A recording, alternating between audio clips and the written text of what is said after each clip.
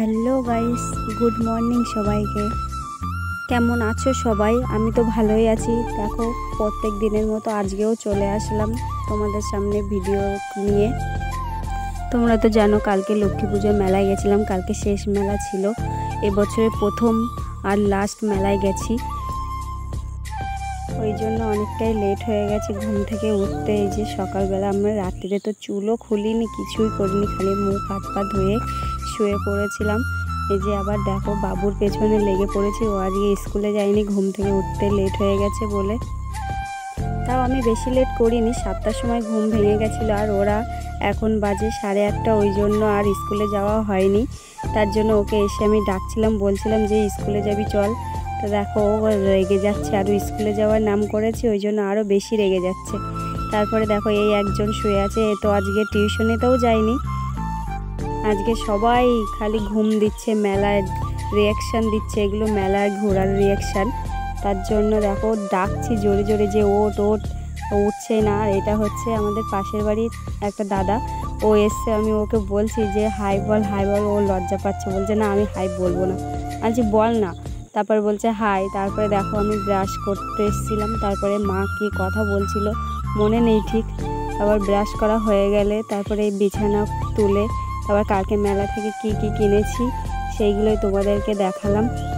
তারপরে রান্নাঘরে গিয়ে দেখি যে বৌদি রান্না করছে। এই যে কি রান্না করছে দেখাই যাক। আলু সেদ্ধ হচ্ছে, রান্নাও ঠিক হচ্ছে না, আলু মাখাটাও অন্য ধরনের হচ্ছে। এরকমভাবে আলু মাখলে তো আমার তো খুবই ভালো লাগে। আমরা তো সবাই এই আলু গোলাটা খুব ভালোবাসি, তার জন্য তোমাদেরকে একটু দেখালাম। এই আলু মাখাটা খেলে আমি তো এক থালা করে ভাত খাই প্রত্যেক দিন সকালবেলা। বৌদি প্রতিদিন করে না, 2-1 দিন যখন মনে হয় তখনই করে, কারণ এটাই বেশি একটু খাটনি, ওই জন্য। তারপরে এই যে ভাত খাওয়ার সময় একটু নিচ্ছিলাম, তাই আমার দাদা গালাগালি দিচ্ছিল বলে বন্ধ করে দিয়েছি। তারপরে খেয়ে দিয়ে এসে ঘুমিয়ে পড়ছিলাম, অনেক ঘুম পড়ছিল প্রচুর, তার জন্য শুয়েছিলাম। তা আমাদের মিতা খালি ডাকছে, আমি যে তুই যা তো।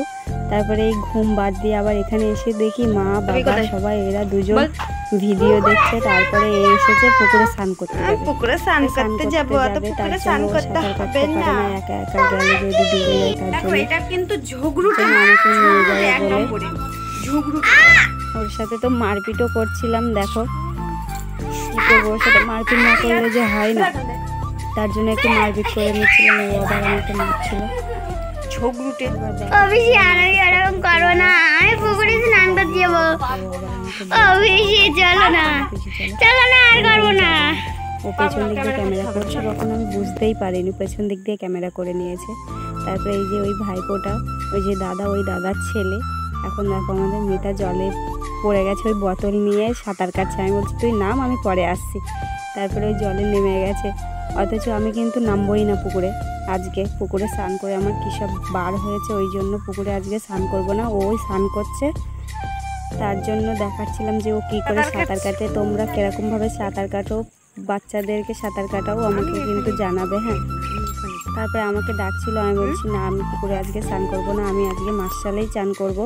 মার্শালেই চান করি, কিন্তু পুকুরেও একটু তেলিয়ে নিই। তারপরে এই দেখো বিকেল হয়ে গেছে, আর ক্যামেরা করিনি। তারপর বিকেলের পরে একটু ভিডিও করলাম। ওই যে গেছো বাদর গাছে উঠেছে, তাই একটু দাদা বৌদি বাবু সবাই ঘুমাচ্ছে, আর ও গাছে পড়ে পড়ে ওই করছে। তারপরে ভাবলাম যে কাজ করি, কি করব, তাই আবার ওকে ডেকে নিয়ে গেলাম। নিয়ে দেখো আমার মা উনুন খুঁড়ে রেখেছে, গর্ত খুঁড়ে রেখেছে উনুন করবে বলে। কার্তিক মাসে নাকি উনুন তুলতে নেই, মানে গর্ত করতে নেই, তার জন্য এখন থেকে করে রেখেছে। তারপরে এই জামা কাপড় রোদ দেওয়া ছিল, সেই জামা কাপড়গুলো তুলে নিলাম। মেলায় গেছিলাম, সেই শাড়িগুলো কেচে দিয়েছিল বৌদি আজকে, তার জন্য এগুলো তুলে দিলাম। তারপর রান্নাঘরে এসে দেখি অল্প একটা কলসিতে জল আছে, তাই আরেকটা কলসি ভর্তি কলসিতে ঢেলে দিয়ে এখন যাচ্ছি কলে। মিতা আর আমি, মিতা বলছে পেশি আমি যাব, দাও আমি ক্যামেরা ধরি, তাই ও ক্যামেরা ধরে দিচ্ছিল আমাকে। আর আমি এই যে কলে গেছি, জল ভরতে একটা কলসি খালি ছিল, ওই জন্য তাই নিয়ে আসলাম। বৌদি এখন ঘুমিয়ে আছে, তা আমি নিয়ে আসি জলটা। বৌদি তো প্রতিদিনই নিয়ে আসে, আমি নয় একটা দিন এনেই দিলাম। বাড়ির পাশে কল, 1 মিনিট লাগে, তার জন্য কোনো কষ্ট নেই। ওই জন্য এখন এই যে জল এনে নিয়েছি। কলটা ভেঙে গেছে, ওই জন্য জল নিতে একটু সমস্যা হয়, কলটা চাপতে প্রচুরই কষ্ট হয়, তার জন্য। আর সন্ধ্যা হয়ে যাবে বলে ওই জন্য বৌদিকে আর ডাকিনি, আমি নিজে নিয়ে এসেছি। বৌদিই তো সব কাজ করে সারাদিন, রান্না বান্না সব কিছু। তার কি করব, আমি বসে বসে এই জন্য ওই যে রান্নাঘরটা একটু ওলটপালট ছিল তাই পরিষ্কার করে নিয়ে দেখাচ্ছিলাম। তারপরে রান্নাঘরে দরজা দিয়ে দিয়েছিলাম যাতে মুরগি না ঢোকে। তারপরে একটু গ্রামে বেরোলাম ঘুরতে। কি করব, কেউ ঘুমাচ্ছে, সবাই মেলা দেখার পরে সব ঘুম পড়ে রয়েছে। আমার চোখে ঘুম নেই, রাত্রে ঘুম পড়তে পারবো না, তার জন্য আর ঘুমাইনি দুপুরবেলা। তাই বিকালে ঘুরতে বেরিয়েছি একা একা, আর খাবার খাচ্ছি। কিন্তু এটা কি খাচ্ছিলাম অতটা মনে নেই। তারপরে একটু আমাদের মিতা ওই যে নিয়ে এসছে মনিকাকে বাড়ির পাশে, ও সবসময় ওর কাছেই থাকে, তাই নিয়ে এসেছে। তাই ওর সাথে আমি বলছিলাম মনিকায় টাটা দে, তা মনিকা ও দেবে না, ও রেগে যাচ্ছে, ও আবার দাঁত বের করছে বলে আমি আবার বলছি মনিকা কর, তো ও আবার করছে। ও জীবনে আমার কোলে আসে না। তারপরে আমার বাবু দেখো এখনও কিন্তু ঘুমানো শেষ হয়নি, ও ঘুম থেকে সবে উঠেছে। আর আমার বৌদি এই যে এদিকে গরুর দুধ নিচ্ছে। এই যে বন্ধুরা, তোমরা কিন্তু কমেন্ট করে বলবে তোমরা কারা কারা এখনও গরুর দুধ নাও। আমার গলার ভয়েসটা না নিজেরই শুনতে কেমন একটা খারাপ লাগে, তাহলে তোমাদের কেন খারাপ লাগবে না বলো? আমার গলার ভয়েসটা ভালো না, তাই না?